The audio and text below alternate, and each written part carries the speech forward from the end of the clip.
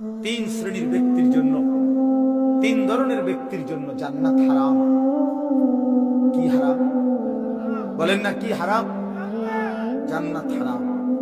এক, মুদমিনু খামরি, নবীজি বলেন মদখোর, মদ যে খায়, নেশাখোর, মদখোর, গাঁজাখোর, ফুট্টাখোর, বাবাখোর, ডাইলখোর, এই হারামের জন্য জান্নাত হারাম।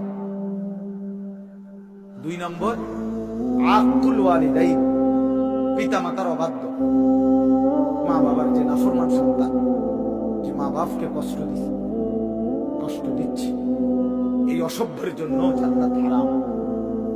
তিন নম্বর, সবাই শুনেন মিয়া, ওয়াদাইয়ুস, নবীজি বলেন দাইয়ুসের জন্য জান্নাত হারাম। কার জন্য? এই দাইয়ুস কার? এই হাদিসে ওয়াদাইয়ুস আল্লাহ